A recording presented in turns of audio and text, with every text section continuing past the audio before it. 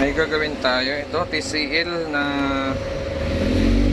55 inches. Problema nito, no power. So, sinaksak na natin to. Tinry natin paganahin. So, no power siya.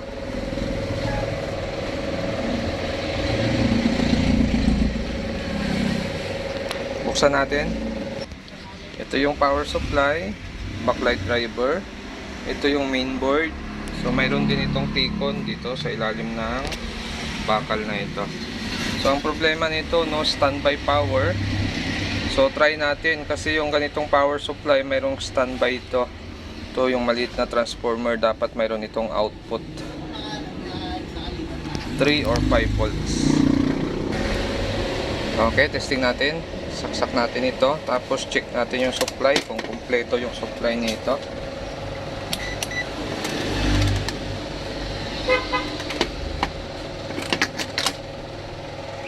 Yan. So dapat ito mayroon tayo masukat dito na 5 or 3. So 3.3 ang supply ng transformer na ito. Ibig sabihin mayroon siyang standby power. Sunod natin i-check yung supply nito, yung output nito. Tingnan natin kung mayroon na siyang output.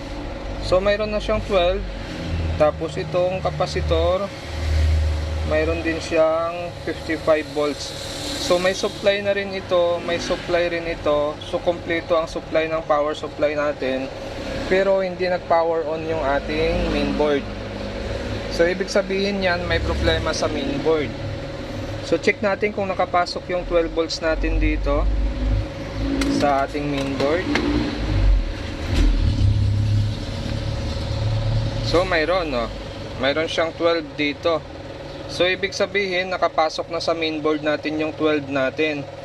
Pero dapat mag-on na ito or may ilaw na siya. Check natin yung standby natin dito kung mayroong tayong makuhang 3.3. So mayroon din siyang 3.3 sa control. Yan, mayroon din siya. Ang problema, hindi nag-operate yung supply papunta dito sa ating pinaka-IC. So pwedeng may missing supply ito. Kasi kompleto ang supply natin sa power supply. Pagdating dito sa main board, check ngayon natin kung may mga output ba yung regulator natin. So ito, walang output ito. Ito rin, wala ring output. So dapat magka-output to kung kompleto ang supply natin. So missing ang supply nito. Ito wala din.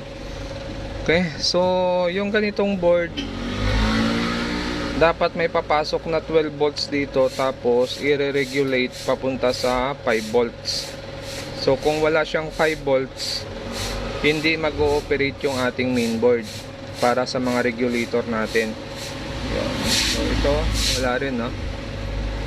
So may pumapasok dito ay 0.5 lang, 0.5. So ito, check natin. So ito 0.5. 0.5 ang lumabas dito. Pero yung in natin dito, check natin. Yan. Okay, may in siya dito na 12 volts, pero yung out niya 0.5 lang. So dapat yung output nito ay 5 volts. Try natin i-modify ito. Lagyan natin ng 5 volts. Titingnan natin kung magpa-power on ng ating unit. Okay? So ito na, nag-set up na tayo ng buck converter. Yung input natin ay 12 volts at yung out natin ay 5 volts. So bago kayo magkabit ng wire na ito papunta rito sa load side natin, set up nyo muna yung buck converter natin. Kumbaga, supplyan nyo muna siya, wag nyo muna ikabit dito. Wag nyo muna siya ikabit dito. Supplyan nyo ito, tapos adjust nyo muna yung supply nito kung ilan yung supply na kailangan nyo rito. Pag nakuha nyo na yung supply na kailangan nyo dito, 5 volts, saka nyo lang siya ikabit yung wire na yan papunta dito. Yan. So yan yung ginawa natin kanina. Ngayon titesting natin. Titingnan natin kung mag-ooperate na yung system nito dahil mayroon na tayong 5 volts na magti-trigger sa mga supply dito. So saksak ko lang siya. Okay, umilaw siya. Tapos napapansin nyo, umilaw to, tapos namatay. So ibig sabihin yan, nag-operate na yung system nito. mawawala yung supply nito pag naka-standby lang siya. Dahil ang magkaroon lang ng supply ito lang 3.3 lang. Pag naka-standby ang unit, dapat wala pa itong supply. Yan, check ngayon natin kung may supply tayo makuha. So wala oh. Yan. Dito. Yan, wala rin. Yan. Pero itong 3.3 natin, mayroon. Yan.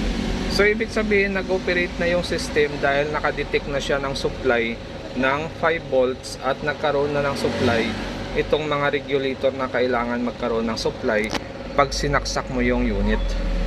Ngayon, try natin i-power on. Okay, so gagawin natin ay pa-power on natin.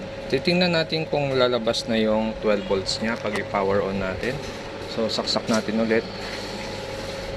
Yan, saksak natin. Okay, so nagkaroon siya ng ilaw pero namatay, no? So ibig sabihin nag-operate na yung system, naka-standby na siya. Power on natin sa remote. Titingnan natin kung iilaw yung back converter. Okay, so umilaw siya, oh. Ibig sabihin nag-operate na yung unit yon, nag-backlight na siya. Okay, so yun lang talaga ang naging problema ng unit natin, yung 5 volts natin ay nag-missing. So nung nag-missing yung 5 volts natin, hindi nag-operate ang system pag isaksak mo siya. Kaya hindi siya magpa-power on. Okay, so okay na. Nadali na natin ang problema nito. Yun lang ang kailangan niya, 5 volts. Para masupplyan niya yung mga regulator dito at magkaroon na siya ng supply at magnormal na yung operate ng ating unit. So ginawa natin dyan, tinanggal natin yung coil na ito. Yan, tinanggal natin to para dito na tayo mag-tap ng wire natin na nanggagaling sa back converter. 5 volts ang out, 12 volts ang in. Okay, so sisilipin natin kung may display ito. Yan, so mayroon. Kaya lang parang may pundi rin yung ilaw niya. So parang may tama din yung ilaw nito. Yan, no? Yan, tumatakbo yung TCL niya, yun, no? Yan, tumatakbo. Okay, so gumana na siya. So ito na yung unit natin, may picture na. Kaya lang sira din yung salamin natin. So ito, kita nyo naman, may mga guwit na yung glass natin. May pundi pa yung ilaw niya dito sa gitna. Tapos ito, may hairlines dito isa. Tapos may malaking guwit dito. So, cough problem. Naglulus na yung source cough niyan. Yung IC natin doon. Tapos meron siyang guwit dito na pahalang. Yan. Tapos meron din siya dito pahalang na guwit. So, bali dalawang guwit na pahalang. At 1, 2, 3, 4 na guwit na patayo naman. Okay, so negative na ito sa repair. Cancel na natin ang transaction sa unit na ito. So kung bago lang kayo sa aking channel, huwag kalimutan mag-subscribe. So at least nagawa natin yung unit, na-demo natin kung paano ang trouble niya at kung ano yung ginawa natin, at na-solve natin ang problema sa mainboard. May gagawin tayo. Ito TCL na 55 inches. Problema nito, no power. So sinaksak na natin to, tinry natin paganahin. So no power siya.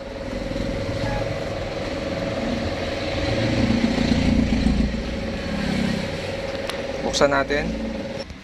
Ito yung power supply, backlight driver. Ito yung mainboard. So mayroon din itong T-con dito sa ilalim ng bakal na ito. So ang problema nito, no standby power. So try natin kasi yung ganitong power supply mayroong standby ito. Ito yung maliit na transformer, dapat mayroon itong output 3 or 5 volts. Okay, testing natin. Saksak natin ito, tapos check natin yung supply kung kumpleto yung supply nito.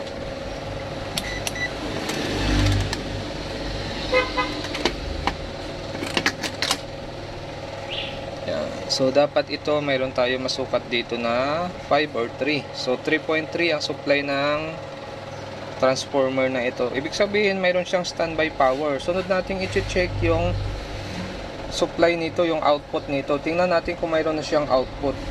So mayroon na siyang 12. Tapos itong kapasitor mayroon din siyang 55 volts. So may supply na rin ito, may supply rin ito